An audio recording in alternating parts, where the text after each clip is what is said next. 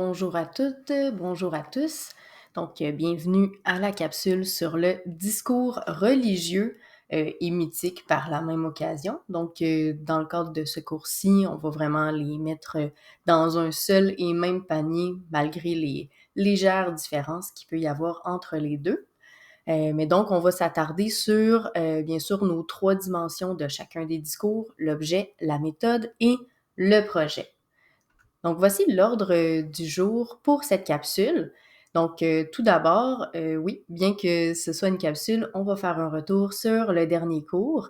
Ensuite de ça, on va se mettre en contexte pour le discours mythico-religieux en mettant donc certaines bases, un contexte, certaines caractéristiques principales pour ensuite plonger plus précisément dans l'objet, la méthode et le projet. Tout ça en terminant avec des explications pour une activité de comparaison des discours que vous aurez à faire dans votre fameux questionnaire. Débutons immédiatement avec le retour sur le dernier cours. Ce que j'aimerais que vous fassiez, donc ça va être la première question du fameux questionnaire. Quel était le contexte de l'allégorie de la caverne? Un résumé de qu'est-ce qui s'y passe, objet, méthode et projet de l'allégorie. Dans la première question du questionnaire, vous devrez aborder ces facettes-là en résumant certains points du dernier cours avec l'allégorie de la caverne. Donc, une fois que ça c'est fait, vous pouvez mettre la capsule sur pause pour le faire immédiatement. Sinon, vous pouvez aussi le faire à la fin de cette capsule. Donc, pour une mise en contexte, la religion, les mythes, ce qu'il faut comprendre, c'est que c'est une composante fondamentale de notre culture humaine.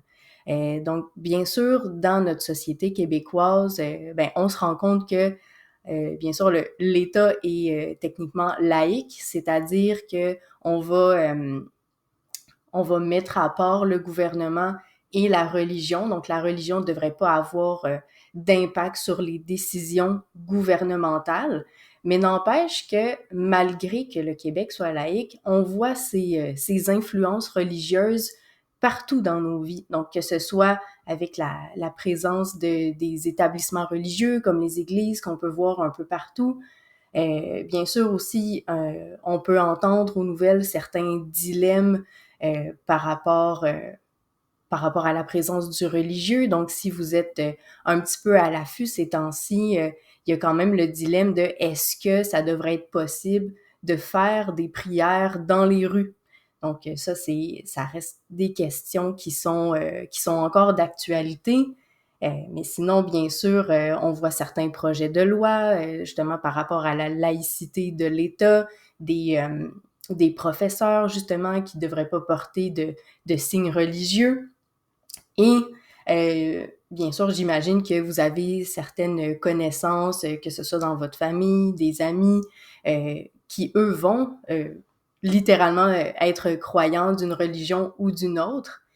Et on sent aussi certaines traditions encore présentes dans nos vies, que ce soit simplement le fait qu'on fête Noël. Donc Noël, c'est une fête religieuse, même chose pour Pâques.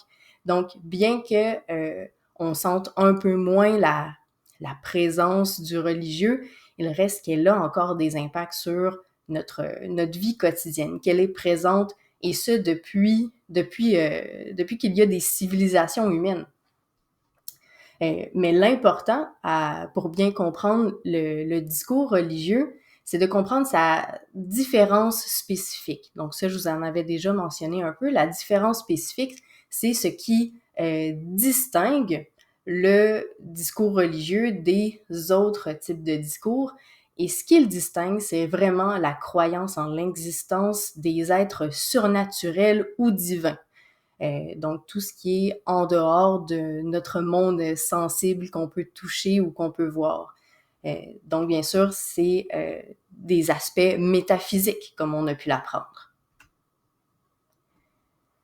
Et maintenant, pour une petite mise en contexte. Mais là, bien sûr, le discours religieux, ça va être un discours qui fait beaucoup place à l'émotion. Donc, on se rappelle les fameuses facultés humaines. Donc, d'un côté, on avait la raison, le rationnel, et de l'autre, l'affectivité ou l'émotion. Eh bien, le discours religieux, c'est un discours qui laisse beaucoup place à l'émotion. Donc, ça va être beaucoup intuitif. Donc, c'est vraiment par la foi, c'est quelque chose d'intérieur qu'on va adhérer à ce type de discours. On fait aussi beaucoup place à l'imaginaire, donc avec les fameux récits qu'on va utiliser. Ensuite de ça, bien sûr, dans un discours religieux, il y a des présences de certains mythes. Et les mythes, en fait, par définition, ce sont des récits fabuleux qui vont impliquer des rapports entre humains et des divinités. Et en fait, ça va raconter, ça va expliquer des phénomènes naturels qu'on va voir. Et un des mythes les plus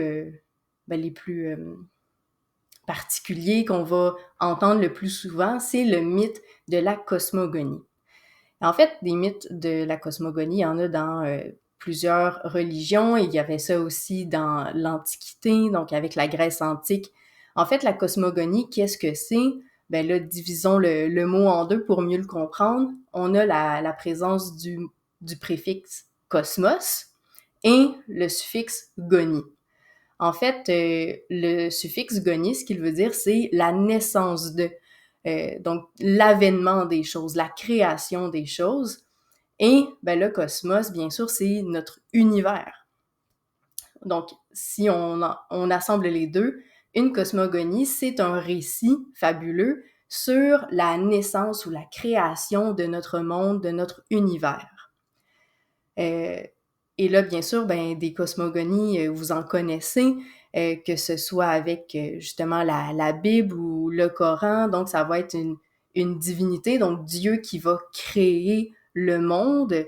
Et bien sûr, avec les mythes plutôt gréco-romains, là, chaque personnage divin va avoir un rôle dans la création d'une chose en particulier, comme Gaïa qui va créer la Terre et ainsi de suite. Donc, tout ça, ce sont des cosmogonies, donc des mythes, des récits fabuleux qui vont expliquer comment le monde a été créé. Donc, ça, c'est un exemple qui est vraiment présent dans tout type de religion. Et bien sûr, qu'est-ce qui est souvent, qui vient de pair avec une religion? Eh bien, ce sont des rites. Des rites, ce sont des actions qu'on va poser qui vont avoir en fait une information particulière. En fait, ça va être une sorte de cérémonie qu'on va échanger avec les divinités. Donc, ça va être une action qu'on fait pour entrer en contact avec le divin. Et là, un exemple assez flagrant d'un rite que vous connaissez, eh bien, c'est la prière. Ça. Donc, ça va être une cérémonie où est-ce que nous, individus, on tente d'échanger, d'entrer en contact avec Dieu pour lui parler, lui faire part de nos craintes ou de nos souhaits. Donc ça, c'est un rite. Aussi, dans certaines religions, on peut littéralement construire des autels pour justement essayer d'échanger avec les divinités. Donc ça, ce sont quelques exemples. Là, aussi, qu'est-ce qui était très populaire à l'époque des Grecs anciens, eh bien, c'était les sacrifices. Donc, on pouvait sacrifier une poule ou une chèvre, en fait, pour s'attirer les bonnes faveurs du divin. Donc, encore une fois, on essaye d'entrer en contact avec les dieux. Donc, ça pour apaiser leur colère, les honorer, les remercier. Donc, toutes sortes de choses comme ça. Et là, pour terminer notre vue d'ensemble du discours religieux, qu'est-ce qui va le caractériser? Donc, justement, qu'est-ce qui va être sa différence spécifique? Ce qui va le distinguer beaucoup des autres types de discours? Eh bien, c'est sa présence de surnaturel. Et là, le surnaturel, en fait, c'est tout ce qui est au-dessus de la nature, au-dessus du monde physique. Et là, on comprendra que, en ce sens-là, le discours religieux est complètement opposé au discours scientifique, parce que le discours scientifique, ce qu'il étudie, c'est le monde physique, le monde sensible, celui qu'on peut toucher et voir. Mais tout ce qui a trait au discours religieux, en fait, ça va être l'inverse. Ce sur quoi on va s'intéresser, c'est tout ce qui est à l'extérieur du monde physique, parce que Dieu, donc, est à l'extérieur de ce monde physique-là. Et à ce moment-là, bien sûr, vu qu'on n'est pas en train de pratiquer une science, et en fait qu'on est à l'extérieur du monde physique, c'est qu'on n'a accès à aucune preuve, à aucun élément tangible pour avoir un critère de vérité pour réellement, bon ben voilà, ça c'est prouvé. Et en fait, ce en quoi ça résulte, ben, c'est que tout ce qui est du discours religieux, ça va être basé sur la croyance et l'émotion, donc sur la foi. Donc moi, je crois en ce discours-là vraiment purement par le côté émotif et ma foi, parce que en fait, par définition même, il m'est impossible d'avoir des preuves scientifiques, puisque ce qui m'intéresse, c'est tout ce qui est à l'extérieur du monde physique. Donc ça, c'est vraiment qu'est-ce qui va identifier ce qui va être la particularité du discours religieux. Et là, entrons plus précisément dans nos fameuses 3 dimensions des discours, en débutant avec l'objet. Donc, quel est l'objet du discours religieux? Eh bien, un peu comme on l'avait vu avec le discours philosophique, l'objet, ça va être les questions fondamentales.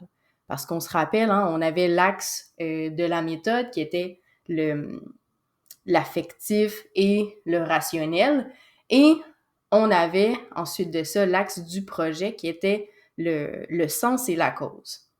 Et là, bien sûr, si le projet de la religion, c'est de trouver le sens, eh bien, mon objet va être des questions fondamentales, puisque je vais être encore une fois en quête de sens. Donc, ce que j'observe, ce que j'étudie, qu'est-ce qui est littéralement mon objet dans la religion, eh bien, c'est le sens des choses. Et pour trouver ce fameux sens, ben moi, je vais me baser sur un objet particulier qui est les révélations. Donc, les révélations qui sont les fameuses vérités incontestables, qui sont des affirmations du divin. Et en fait aussi, ce qui est très particulier, c'est justement ce rapport-là entre moi, individu humain, et le divin. Et en fait, justement, dans ces fameuses questions fondamentales, on peut comprendre que l'objet de la religion, c'est effectivement les questions fondamentales, parce que souvent, ce qui va nous attirer vers ce type de discours, donc, c'est le sens. Et c'est souvent à partir d'expériences personnelles auxquelles on ne trouve aucun sens, que là, on se dit « Ah, mais il me semble que j'ai envie de trouver le sens de cet événement-là, que ce soit une naissance, la mort, l'amour ou la souffrance. » Et justement, ici, j'ai mis l'image de funérailles, parce que en fait, c'est un des événements qu'on peut voir souvent, que les gens vont se tourner vers la religion, parce qu'en fait, disons que c'est un de nos proches, un enfant qui décède. Oui, si on a l'explication scientifique de justement son corps a arrêté de fonctionner et c'est la cause de sa mort, mais pourquoi est-ce que la mort est arrivée? Essayer de trouver un sens à cet événement-là, c'est ce que va tenter de faire la religion. Donc, c'est justement ces expériences-là qui vont nous tourner vers l'objet, qui sont les questions fondamentales du fameux « pourquoi c'est arrivé ». Donc ça, justement, c'est un parallèle qu'on a avec la philosophie. Mais on va voir justement que qu'est-ce qui distingue beaucoup la religion de la philosophie? Eh bien, c'est sa méthode. Donc là, on a vu que la philosophie, c'était un discours qui était très rationnel, objectif et surtout logique. Mais de l'autre côté, la religion, elle, va avoir une méthode qui est complètement différente. Donc, on va utiliser comme outil, ça vous êtes sûrement familier, les textes sacrés. Donc, les textes sacrés comme la Bible ou le Coran. Donc, ça va être des textes sacrés dans le sens que ça va être la parole de la divinité qui va être écrite dans ce fameux texte. Et dans ces textes, ce qu'on va voir, ce sont très souvent des histoires qui sont imagées, donc des métaphores ou des symboles. Quand on lit la Bible, il ne faut pas la lire littéralement, là. Donc, il faut l'interpréter. Il faut interpréter les métaphores et les symboles, et c'est ça qui va donner du sens à notre expérience. Et là, bien sûr, comment on pratique la religion, c'est aussi au travers des rites, justement comme la prière ou construire des autels, faire des sacrifices. Donc, tout ça, ce sont des choses qu'on peut littéralement faire, là, donc avec nos gestes, nos mains. Donc, ce sont des rites.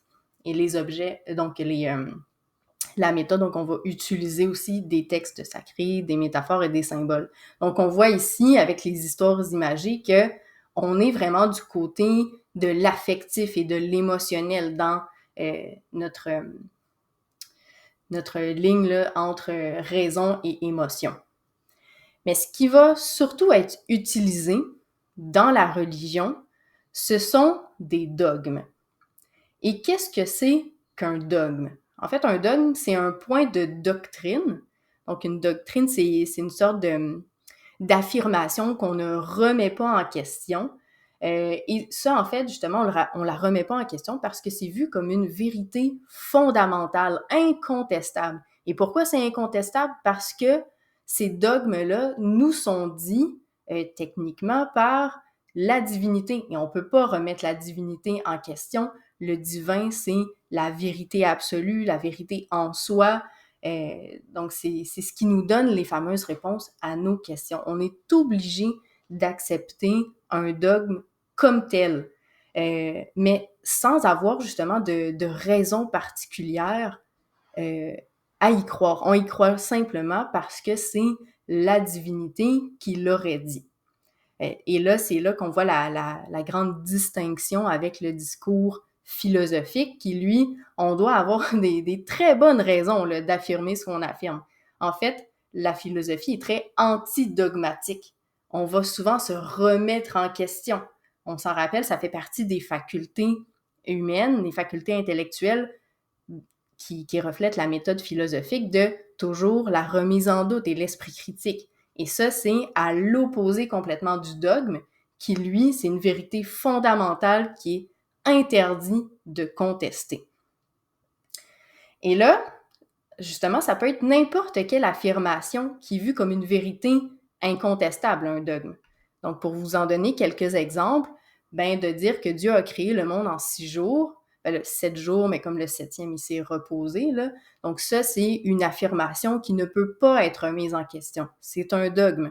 Que Dieu répond aux prières, qu'il punit les infidèles en les envoyant en enfer et récompense les fidèles en les envoyant au paradis. Ça, encore une fois, c'est des choses qu'on ne remet pas en question. C'est des affirmations données par le divin. Ou que Dieu nous interdit d'avoir des relations intimes avec certaines personnes à certains moments.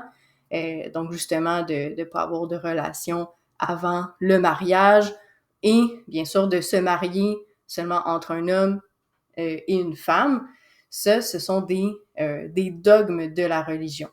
Donc, tout ce qui est une affirmation qu'on ne peut pas remettre en question, qui serait dite par un Dieu, donc comme une vérité révélée, c'est un dogme. Et là, ça nous amène à une autre question du questionnaire que vous avez à répondre. Eh bien, auriez-vous un autre exemple d'un dogme qui vous vient à l'esprit? Bien sûr, vous pouvez faire des petites recherches si jamais il y en avait pas qui vous venaient comme ça. Mais donc, essayez de trouver un dogme, soit une vérité qui est révélée, qu'on ne peut pas remettre en question, mais qui n'est pas prouvée non plus rationnellement. Donc, vous pouvez penser à ça. Vous pouvez encore une fois mettre la capsule sur pause le temps que vous y réfléchissiez et y revenir par la suite. Et finalement, le projet de la religion. Encore une fois, c'est une similarité avec le discours philosophique, eh bien, c'est de trouver le sens des phénomènes que l'on vit personnellement, intimement. Donc, de trouver la réponse à notre fameux « pourquoi ». Et en fait, il y a aussi différents projets. Ça, c'est comme le projet principal de la religion, mais ça va nous donner aussi, en fait, d'autres buts. La religion va avoir d'autres buts, d'autres objectifs. Un des buts de la religion, bien sûr, c'est de persuader. Hein, on essaie d'avoir plus de fidèles. Donc, il y a quand même cet aspect-là qui est un objectif du discours religieux de se créer plus d'adeptes. Mais pourquoi? Parce que justement, dans la vérité révélée, c'est que c'est de cette façon-là qu'on va sauver les gens. Bien sûr aussi, un objectif de la religion, c'est de donner un guide moral. Dans les textes sacrés, on va avoir des lignes directrices, des principes à suivre. Donc, quelle action est bonne, quelle action est mauvaise. Donc, on va utiliser la religion pour se donner un guide moral. Ça va être une des visées, un des buts de la religion. Mais bien sûr, la finalité derrière, quand on trouve justement le sens aux événements qu'on vit, quand on trouve une réponse à notre pourquoi, bien, ce que ça nous donne ultimement, c'est une paix intérieure. C'est de justement avoir cette paix, ce calme de ne plus avoir à chercher. On l'a trouvé, notre réponse. Et cette réponse-là, elle est incontestable. Elle ne sera jamais remise en question. Donc, bien sûr que ça offre une paix, ça offre un calme. Et ça, c'est quelque chose qu'on ne retrouvera pas nécessairement justement dans la philosophie, puisque la philosophie, elle, bien sûr, elle remet toujours tout en question. On n'est pas non plus toujours dans un état de stabilité quand on est dans la philosophie parce que on se remet en doute, tout peut changer, on est ouvert à ces possibilités-là, tandis que, un des objectifs qu'on peut avoir quand on se tourne vers la religion, c'est d'avoir cette paix-là, d'avoir ce calme de, j'ai trouvé la réponse à mes questions. Donc, simplement pour résumer, les concepts centraux qu'on peut retrouver dans le discours religieux, eh bien, tout d'abord, c'est sûr qu'il y a la foi. La foi, c'est ce qui nous permet de croire à ce type de discours bien particulier. C'est ce qui va nous motiver à adhérer à ce discours-là. Donc, j'ai une croyance inébranlable, absolue en quelque chose. Et quelle est cette chose à laquelle je crois? Eh bien, c'est le deuxième concept, c'est la révélation. Je crois en une vérité qui a été révélée par le fameux divin, quelle que soit cette forme, que ce soit Dieu ou un personnage mythologique. Donc, il y a un divin qui m'a donné une réponse à cette question-là, et cette réponse, elle est véritable, 100% vraie, puisqu'elle provient d'une divinité. Et justement, ça nous emmène à avoir les dogmes. En fait, les dogmes, ce sont ces croyances qui ne sont jamais remises en question. Donc, ces trois éléments-là sont je vous dirais, les caractéristiques principales, ce qui va nous permettre réellement d'identifier qu'on est en présence d'un discours qui est religieux. Et finalement, pour terminer, donc vous allez avoir justement cette troisième question dans votre questionnaire. Je vous dirais, c'est la question qui techniquement devrait vous prendre le plus de temps à répondre parce que c'est une activité où est-ce que vous allez comparer les deux types de discours, disons, qui ont des points communs, c'est-à-dire le discours philosophique et le discours religieux. Donc là, puisqu'on a vu ces deux types de discours-là, eh bien, vous devriez pouvoir en faire justement trois catégories, trois colonnes dans votre tableau. La première colonne, donc je vous demande d'énumérer les caractéristiques qui vont distinguer ce type de discours. C'est-à-dire, qu'est-ce qui est uniquement propre au discours philosophique? Qu'est-ce qui le rend spécial qu'est-ce qui est vraiment spécifique au discours philosophique. Donc, dans une des colonnes, vous avez les particularités du discours philosophique. Ensuite de ça, au centre, vous devrez énumérer tout ce qui est des points communs entre le discours philosophique et le discours religieux, que ce soit dans l'objet, la méthode ou le projet. Et finalement, dans la dernière colonne, vous avez le discours religieux, tout ce qui distingue le discours religieux. Donc, toutes les caractéristiques qui sont propres seulement au discours religieux. Donc, à ce moment-là, ça vous fait une petite activité qui, bien sûr, peut compléter vos notes de cours et qui vous permet de voir justement qu'est-ce qui est pareil, qu'est-ce qui est différent dans ces deux types de discours. Et donc, une fois cette activité faite, qui est la troisième question de votre questionnaire, eh bien, je vous laisse aussi une quatrième question qui est simplement de créer une question que vous avez à propos du discours religieux. Donc, à la fin de l'écoute de cette capsule, qu'est-ce qui reste flou dans votre tête? Qu'est-ce que vous aimeriez savoir de plus, avoir plus d'explications, des exemples sur un aspect en particulier? Donc, vous me créez une question et je vais pouvoir y répondre effectivement là, lors d'un prochain cours. Donc, c'est ce qui termine cette capsule sur le discours religieux. Bonne journée!